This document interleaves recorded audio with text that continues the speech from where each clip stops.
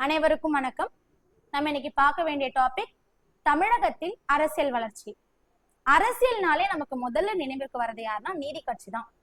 So இந்த நீதி கட்சி உருவாகிறதுக்கான காரணங்கள் என்ன, நீதி கட்சி எவ்வாறு ஆட்சி அமைத்தது, பின்ன நீதி கட்சியிலிருந்து கட்சிகள் எவ்வாறு பிரிந்து தமிழகத்தில் ஆட்சி அமைச்சது அப்படின்றத பத்தி பாக்குறது இந்த டாபிக். ஸோ டாபிக் உள்ள போயிடலாம். கார்னிஷ் பரிந்துரை செய்த ஆண்டு 1871. ஸோ இதை பார்க்கறதுக்கு முன்னாடி நம்ம சில டேட்டாஸ் பார்த்துடலாம். 1852ல சென்னை வாசிகள் சங்கம் உருவாகும். சரிங்களா? இவங்க என்ன சொல்லுவாங்கன்னா, முதல்ல நிர்வாக சீர்திருத்தங்களை பத்தி பேசியிருந்திருப்பாங்க. ஸோ இதை பேஸ் பண்ணி 1854ல அரசு ஒரு நிலையாணையை வெளியிடும். இந்த நிலையாணையில என்ன சொல்லியிருந்திருப்பாங்கன்னா, பிராமண ஆதிக்கம் அதிகமா இருப்பதாகவும் மற்ற சமுதாயத்தினருக்கு ஈக்குவல் இம்பார்ட்டன்ஸ் கொடுக்கப்படல அப்படின்ற மாதிரி முதலா ஜாதியின் அடிப்படையில ஒரு நிலையாணையை வெளியிட்டிருப்பாங்க. ஸோ இதை பேஸ் பண்ணி 1871ல டபிள்யூஆர் கார்னிஷ் இந்தியா சென்சஸ் எடுத்திருப்பாங்க.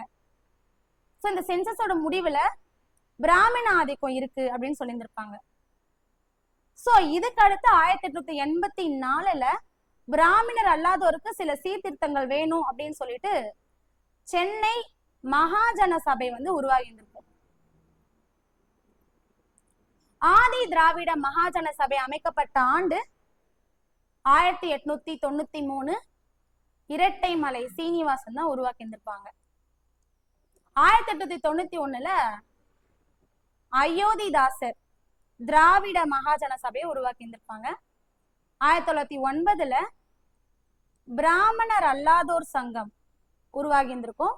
2 லாயர்ஸ் தான் உருவாக்கி இருந்திருப்பாங்க, புருஷோத்தமன் மற்றும் சுப்பிரமணியம் அப்படின்ற 2 பேரு. 1911ல சென்சஸ் எடுத்திருப்பாங்க. இதுல என்ன சொல்லி இருந்திருப்பாங்கன்னா, 3% பிராமின்ஸ் 4074 பட்டதாரிகள்ல இருப்பாங்க அப்படின்னு சொல்லி இருந்திருப்பாங்க. 90% மற்ற சமுதாயத்தினர்ல வெறும் 1035 பட்டதாரிகள் தான் இருக்காங்க அப்படின்னு சொல்லியிருந்திருப்பாங்க. சோ இதுதான் நீதி கட்சி உருவாகிறதுக்கு ஒரு டேர்னிங் பாயிண்டா இருந்துச்சு. மதராஸ் ஐக்கிய கழகம் ஆரம்பிக்கப்பட்ட ஆண்டு 1912. பின் இது மதராஸ் திராவிட சபை என்று பெயர் மாறியிருந்திருக்கும். பின் இந்த திராவிட சபை 1916ல தென்னிந்திய நல உரிமைகள் சங்கம் அப்படின்னு பேர் மாறியிருந்திருக்கும். சரிங்களா? அடுத்து 1917ல இந்த தென்னிந்திய நல உரிமை சங்கத்துல இருக்க உறுப்பினர்கள் 40,000 ரூபாயில அச்சு நிலையத்தை நிறுவி ஜஸ்டிஸ் அப்படின்ற ஒரு இதழை வெளியிட்டிருப்பாங்க. இது கூடவே திராவிடன், ஆந்திர பிரகாசிகா இதழ்களும் வெளியிடப்பட்டிருக்கும். சரிங்களா? பின் இந்த தென்னிந்திய நலோரிமைகள் சங்கம் இருக்குல்ல, இது ஜஸ்டிஸோட பேர்ல நீதி கட்சி அப்படின்னு சொல்லி உருவெடுத்திருந்திருப்பாங்க. சரிங்களா? 1919 இது மாகாணங்கள்ல இரட்டை ஆட்சி முறையை கொண்டு வந்திருப்பாங்க.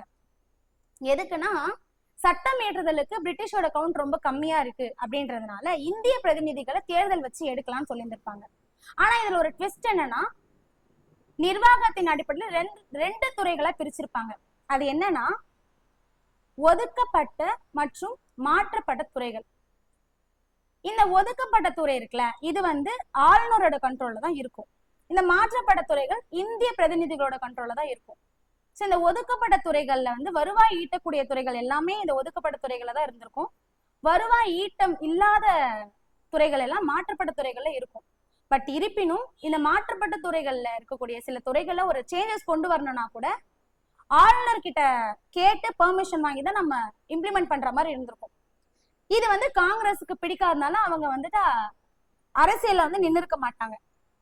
ஆனா இந்த நீதி கட்சி இருக்காங்க இல்லையா, இவங்க என்ன டிசைட் பண்ணிருப்பாங்கன்னா, நமக்கு இப்ப பிரிஃபரன்ஸை விட ஒடுக்கப்பட்ட சமுதாயத்தினருக்கு சில நல உரிமைகளை பண்ணணும் அப்படின்றதுக்காக இவங்க அரசியல்ல நுழையணும்னு ஆசைப்படுவாங்க. சோ சட்டமன்ற தேர்தல்ல நிப்பாங்க. 1920ல சட்டமன்ற தேர்தல்ல போட்டியிடுவாங்க. சரிங்களா? நீதி கட்சியின் சார்பாக பனகல் அரசர் ஆட்சி அமைத்த ஆண்டு 1923. 1920 சுப்புராயலு தலைமையில முதல் முறையா நீதி கட்சி ஜெயிச்சிருப்பாங்க. 1926 சுயராஜ்ய கட்சி தான் வின் பண்ணுவாங்க. பட் அவங்க ஆட்சி அமைக்க விருப்பம் இல்லாதனால சுயேட்சை வேட்பாளரான சுப்பராயன் ஆட்சி அமைப்பாரு. 1930 திருப்பி நீதி கட்சி வின் பண்ணிருப்பாங்க. இவங்களுடைய நீதி கட்சியின் சார்பா முனுசாமி நாயுடு ஜெயிச்சிருப்பாங்க. சரிங்களா? பின் இவங்க சில அரசியல் பூசல்கள்னால இவர் இடைநீக்கம் மட்டும் 1932 பொப்பிலி ராஜா ஆட்சி அமைப்பாரு. நீதி கட்சியின் பெயர் திராவிட கழகம் என்று பெயர் மாற்றப்பட்ட ஆண்டு 1944. இந்த 1924 எல்லா சமுதாயத்தினருக்கும் ஈக்குவலா வேலை வாய்ப்புகள் கிடைக்கணும் அப்படின்னு சொல்லிட்டு பணியாளர் தேர்வாணையத்தை நிறுவிந்திருப்பாங்க. பின் 1929 இது தமிழ்நாடு பொது பணியாளர் தேர்வாணையமா பேர் மாறியிருந்திருக்கும். 1926 ஆந்திரா பல்கலைக்கழகம் உருவாகியிருந்திருக்கும். 1929 அண்ணாமலை பல்கலைக்கழகம் உருவாகியிருந்திருக்கும். அடுத்து பெண்களுக்கு வாக்குரிமை அளிக்கப்பட்ட ஆண்டு 1921. 1920 நீதி கட்சி ஆட்சி அமைச்சிருப்பாங்க. இதே பீரியட்ல குடிசை மாற்று வீடு கட்டும் திட்டம் இம்ப்ளிமெண்ட் பண்ணிருப்பாங்க. 1922 பாத்தீங்கன்னா அனைத்து மக்களுக்கும் வேலை வாய்ப்புகள் பெருகணும் அப்படின்றதுக்காக தொழிற்சாலைகள் நிறைய வரணும் அப்படின்னும் தொழிற்சாலைகள் உதவி சட்டத்தை கொண்டு வந்திருப்பாங்க. அடுத்து 1926 அனைத்து சமுதாயத்தினரும் கோயிலுக்குள்ள நுழையணும், எல்லாருக்கும் பிரிவிலேஜ் கிடைக்கணும் அப்படின்றதுக்காக இந்து சமய அறநிலைய சட்டத்தை நிறுவிந்திருப்பாங்க. அடுத்து முத்துலட்சுமி ரெட்டி இந்தியாவின் முதல் சட்டமன்ற உறுப்பினரான ஆண்டு 1926. சுப்பராயனோட பீரியட்ல தான் நடந்திருக்கும் இது. சரியா? அடுத்து 1917 அதாவது நீதி கட்சிக்கு போட்டியா சென்னை மாகாண சங்கம் உருவாகி இருந்திருக்கும். மாகாண சபைனா வேற, மாகாண சங்கம்னா வேற.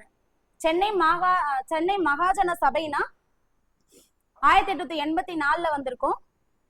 சென்னை மகாஜன சங்கம்னா நீதி கட்சிக்கு அகைன்ஸ்டா கொண்டு வரப்பட்ட ஒரு பார்ட்டி. சரிங்களா? நெக்ஸ்ட் 1923 ஒடுக்கப்பட்ட சமுதாய மாணவர்களுக்கு அனைத்து பொது பள்ளிகள்லயும் விடுதிகள் அமைச்சு கொடுத்திருந்திருப்பாங்க. சரியா? அடுத்து 2008 பிட்டி தியாகராய செட்டிக்கு அஞ்சல் தலை வெளியிட்டிருப்பாங்க. கோட்டா முறையை கொண்டு வந்தவர் சுப்பராயன் தான்.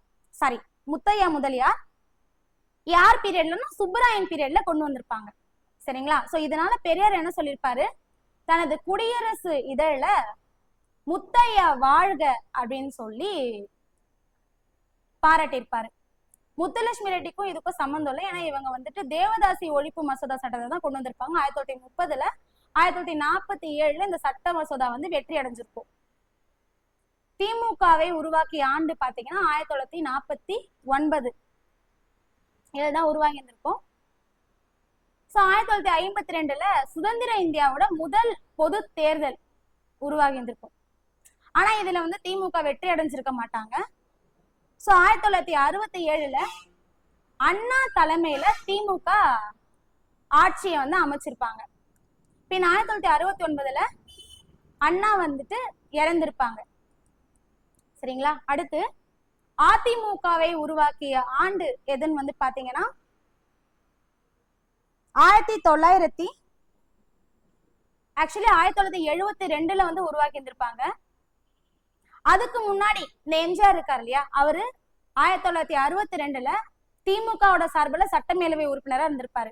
பின் 1967 பாத்தீங்கன்னா இவர் திமுகவோட சார்புல பரங்கிமலை தொகுதியில போட்டியிட்டு வெற்றி அடைஞ்சிருப்பாரு. எம்எல்ஏ சீட்டு வாங்கியிருந்திருப்பாரு. பின் 1972 ஏடிஎம்கே தனியா பிரிஞ்சிருக்கும். தென் 1973 வந்து பாத்தீங்கன்னா திண்டுக்கல் நாடாளுமன்ற தொகுதியில அதிமுகவோட சார்பில் மாயதேவர் அப்படின்றவர் போட்டிட்டு அதிமுக சார்பில் வெற்றி அடைஞ்சு எம்பி சீட் வந்து வாங்கியிருந்திருப்பாங்க. தென் 1977 ஏடிஎம்கே வந்து தமிழ்நாட்டில் ஆட்சி அமைச்சிருப்பாங்க. ஸோ இந்த வீடியோ உங்களுக்கு யூஸ்ஃபுல்லாக இருந்திருக்கும்னு நினைக்கிறேன்.